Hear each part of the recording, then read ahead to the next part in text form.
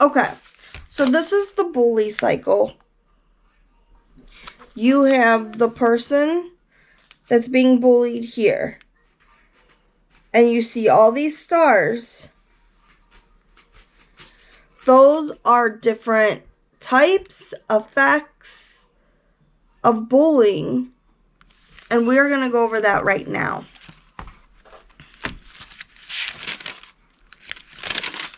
So you've got 1, 2, 3, 4, 5, 6, 7 different ways that you could be part of the bullying.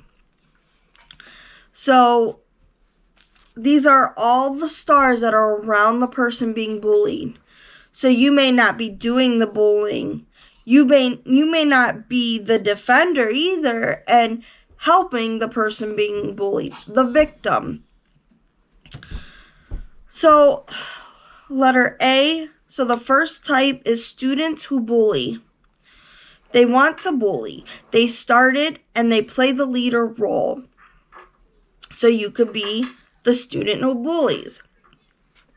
The next one is followers of henchmen. Or followers or henchmen. These students are positive towards the bullying and take part, but they don't initiate it and don't play the lead role. So the person doing the bullying, they may egg them on. Like, come on, let's go get them. Come on, why don't you do this to them? They're the ones egging them on. They're the ones helping the bully push and pushing them and encouraging them. The next one is supporters or passive bullies. So they actively and openly support the bullying. An example, they can be laughing. So the next one is supporters or passive bullies. And they active and openly show support the bullying. An example, they laugh or they're calling attention, but they don't join in. Like, they're from the crowd egging them on, but they're not up there with them standing. Then you have passive supporters who don't show any support outright, but they like the bullying. So they're the crowd that's standing around watching, not saying anything about stopping, not trying to talk them down. They just stand there and they want to watch. The disengaged onlookers, they don't get involved, don't take a stand, or actively participate. Like, they're the types of people that are going to say it's none of my business, or let's watch and see what happens. Like, they're the curious ones, but they're not the first ones to go run and get help either. Then you have the possible defenders. So they don't like the bullying. They dislike it. And they think to help, but they don't do anything. And the last one's defenders. They dislike bullying completely, and they help the student out that's being bullied, which is what we all need to be, because I'm sure I've been getting a lot of stories since starting this, and so many people have been bullied. So you've been through it, you know about it. So instead of just standing around and not helping the people reaching out, that's what we need to do. We need to be the person listening and letting them reach out to us. So the impact of bullying. Students who are bullied. So the victim. Long-lasting effects, which, like I said before, depression, low self-esteem, health problems, poor grades, and suicidal thoughts. Because the low self-esteem, they feel like everybody's picking on them, so they must not be good enough. Or depression, because nobody seems to be there for them. Every time they're in trouble, nobody comes and helps. Health problems because you're so worried you quit eating, or you're so worried you're working yourself up. Poor grades, your mind's always thinking about the bullying, and then the suicidal thoughts. Now, observers, they become guilty for not helping out and stopping the bullying. They're fearful it's going to happen to themselves, and they're powerless to act. Students who do the bullying, they get into frequent fights because they like the adrenaline. They steal and vandalize property because they know that they won't get in trouble. They end up drinking alcohol and smoking. They end up with poor grades because all they want is their next fix. And they're thinking about new ways to hurt the child. Poor grades perceive negative climate at school. So everybody's thinking about them in a bad way, which can affect them too, because then they're not being seen. They could have been that nice kid that was helping, the old woman cross the street or something. But that's not being seen because everybody's seeing the bad side. And they may end up carrying a weapon because they're starting to talk about it. And so they may need one because somebody may call their bluff and they think that, okay, well, this person thinks I'm lying. I now have to show it. So schools with bullying issues are the next thing in the environment. And their effects of bullying is the environment of fear and disrespect. So the whole town starts thinking of a reputation. Not all children are going to experience these obvious behaviors, problems, or engage in rule breaking either. Some are highly skilled and social and good at getting their way with adults. So they're going to talk to adults and they're going to play it off like bullying isn't happening. So they're really good at playing it off. So this is more towards the boys that are bullying girls and why it's difficult for adults to discover. Because boys like to pick on girls. And usually we tell our children that, oh, it just means that they're teasing you. When they're teasing you, it's okay because they just like you. And it's so hard because usually it's not. Sometimes they'll pick and tease because they do like a girl. But bullying, if they like you, they're never going to knock you down. They're never going to throw your books or take your money. So that is why we need to show the difference between teasing, because it's fun for both it's fun for both people. This is not teasing, this is bullying. There's a difference. And that is everything for children bullying. So when you think about it, it can start off as an infant.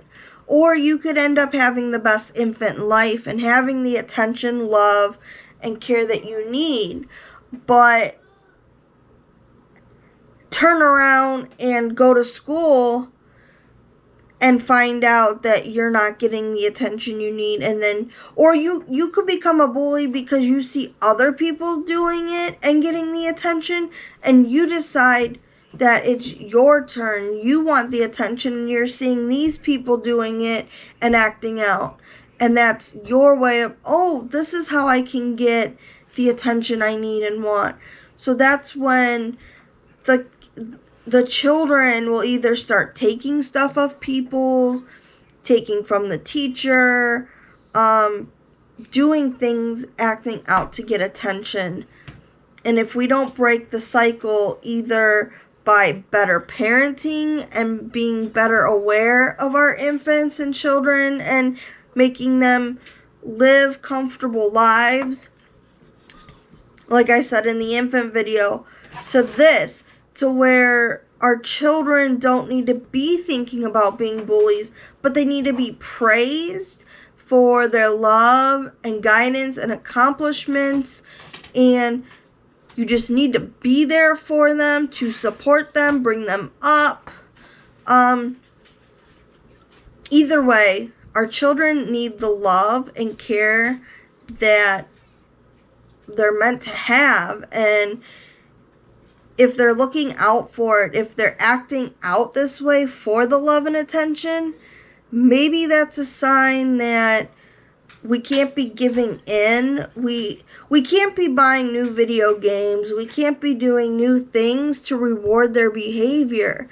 Maybe it's a sign that you guys need to go camping and do things as a family. Maybe you've been away from the family so long that the child's feeling alone. And I mean, when I was bullied in like my elementary, middle school years, I was the type that I wanted my parents to do more with me.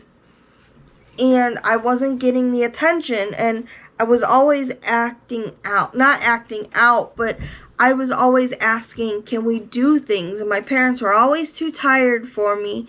They were never there. They were always busy. They always had to clean the house, but yet I couldn't ever help. They always were too tired. So, and then like I started having like the suicidal thoughts because my parents didn't have time for me, and I couldn't trust people at school. And so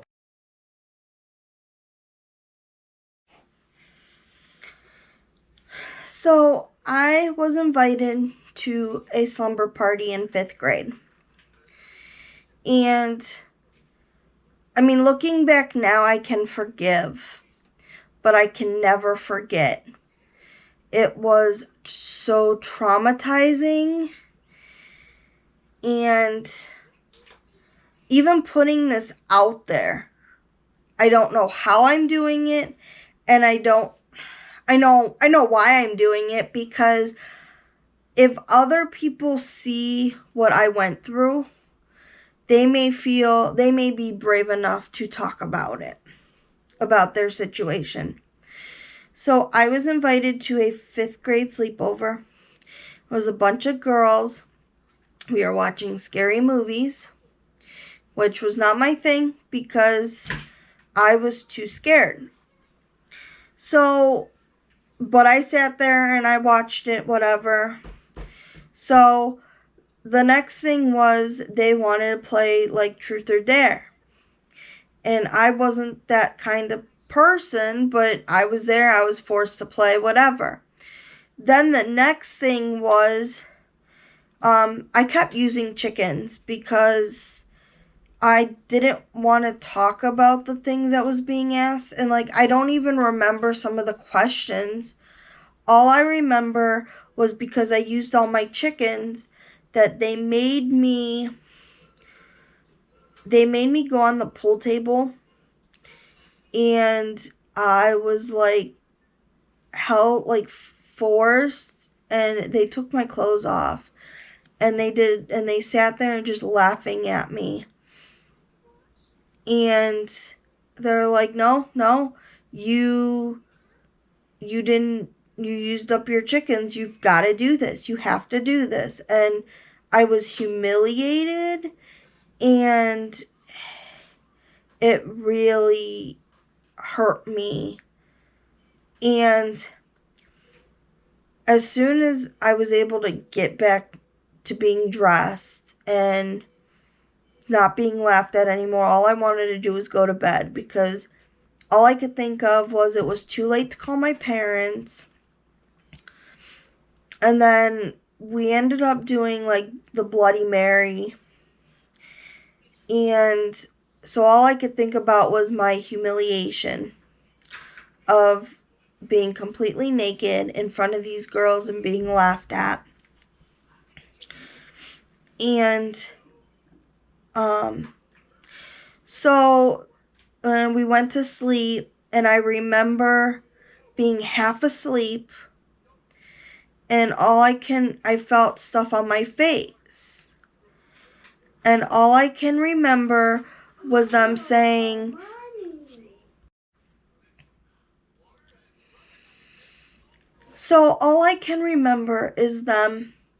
I can remember something being on my face, rubbing on my face, and I refused to open my eyes, and I can hear them talking. Oh, her mom's gonna be so mad. There's no way we can get away with this. And just, they were drawing on me. I think it was with makeup, or maybe it was marker, but it was something. They were drawing on me with something. And then I remember them saying, oh, it's going to get on her pillowcase. And so they ended up trying to wipe it off. And all I could do was just lay there and pretend to be asleep, like it never even happened. So it was time to go home the next day. And, everybody was acting like, oh, bye, Amanda, we'll miss you. Yet, after this humiliation I went through, and you're going to sit there and pretend to be my friend. And I think it took me a little while to tell my parents, because I was ashamed, and I felt like it was me that was the problem, and it wasn't. And this was such an humiliating, and after this I never went to a party again. And I don't even think I was even invited to another party because of it. And there was another girl that used to be best friends, and later on she started like grabbing me inappropriately and trying to kiss me. And I told her I don't go that way. And she got all angry at me. And like now to this day, this chick goes around talking rumors about me. But it's funny that several years ago, you tried to make a move on me, and I wasn't up for it. I felt uncomfortable. And I have nothing against, lesbian relationships or anything, but I didn't go that way, and I almost felt like I was bullied or pressured to go that way. And now, because now she goes around saying that I need help and that I'm depressed and I'm mental and saying all these things about me. But how many years ago you tried to be with me and tried to make a move on me, and I don't go that way. So as you can see, it is very hard for me to trust females in my life to begin with, let alone be able to be friends with. And there's so many, when you're growing up, you want that girl best friend to do everything with, to go shopping, to share experiences with, to have sleepovers. And when you have this stuff happen to you, it is devastating because you don't know who you can turn to. So after the sleepover, I went to my parents and I told them what happened. My parents called the parents and they talked to the kids and they denied it. They denied it ever happening. And I was called a liar. I have been called a liar so many times over situations like this. But yet, why am I the one that can remember these details? Nobody else can. I am the only one that was harmed, that mentally, and actually to this day. So we're talking like 10, 15 years later, and it's still hard for me to go to sleep because it comes back up as I'm trying to sleep. And it is so hard for me to get to know people because I can't trust people like I used to. And I'm ashamed. I'm ashamed of it happening. I'm ashamed. And it's like if I could go back and give myself the bravery to stand up and call my parents to go home, I would have. I wouldn't have had to go through that night of being drawn on, had stuff written on me, and by the morning I couldn't even tell I had anything because you couldn't read. I think I did have like a word written across my face, and and you feel like you're the bad person. You feel like you're the one that is having this, but then like these kids just think it's nothing. And it is something because obviously it tears me apart. And even when I've gone to counseling for it, I've been told that it's me. I'm crazy. They tell me you're stupid. They tell me all these things. And it's like they're not allowed to tell you this, but yet you're hearing it. And I don't get it. So I've expressed my feelings before, and I was told, you don't feel that way. How do you know how I feel? How do you know what I've been through? Because you don't. You don't know what I've been through, and you're over here assuming that everything I'm saying is a lie. And it's like, when you hear that these people don't believe you, that's why I wanted to go into counseling. Because I wanted people that are being bullied, and I want these people to have a voice and to be understood and be heard. Like my mom sometimes will sit there and say, I don't know why you're so depressed. And she'll be like, I've spent time with you growing up. And I did things for you. And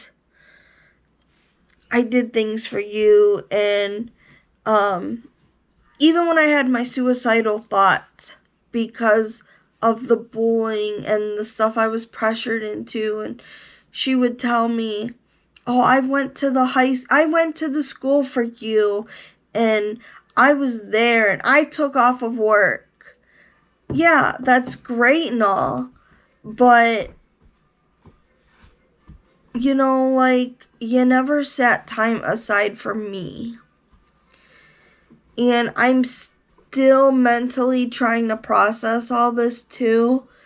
And this is so long ago, but yet it's so fresh.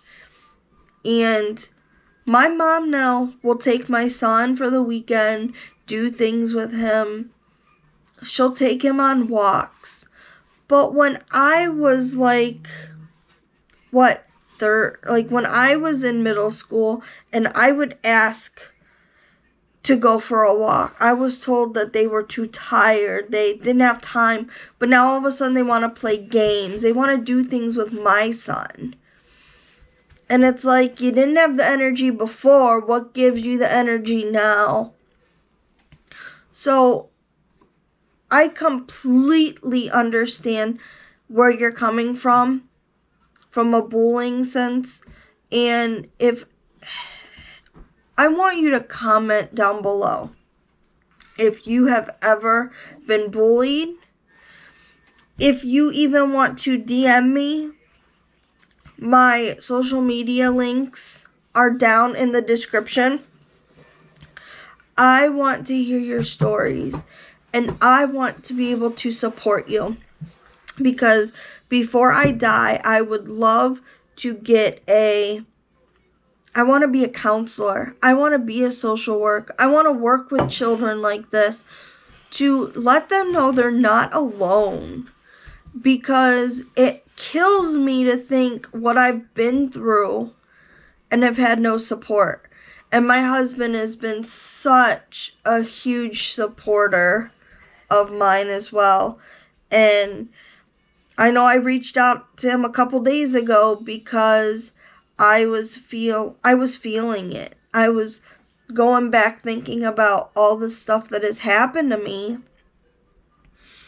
And it's like, I had a friend actually a couple years ago who was my friend in high school.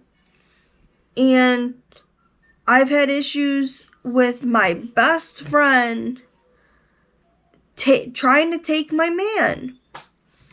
I mean, she hooked me up with a guy that was her best friend. And then I find out later she did it to keep him around, to be able to see him. And then they were sneaking behind my back.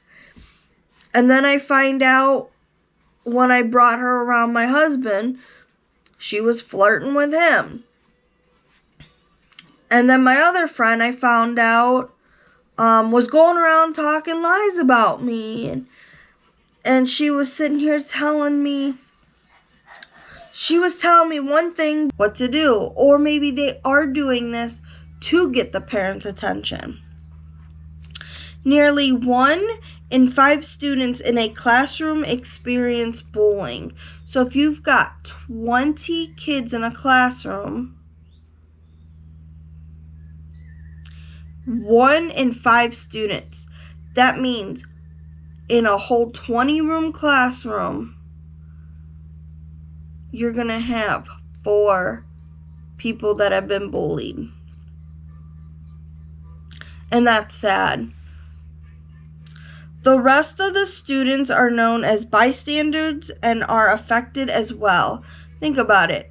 When you see a fight on the street, or even a car accident, that affects your whole day, because you're sitting there thinking about, I wonder what happened. That looks horrible. You're thinking about that all day. Like, I wish I knew what would have happened. That's like these children. They see the bullying. They see between taking people's lunch money, throwing them to the ground, throwing their books. So being a bystander affects you as well. Just because you may not be doing the bullying, or you may not be the person bullied, but you're seeing this happen and you're thinking about it. So that's going to throw you off all day, just because that's on your mind.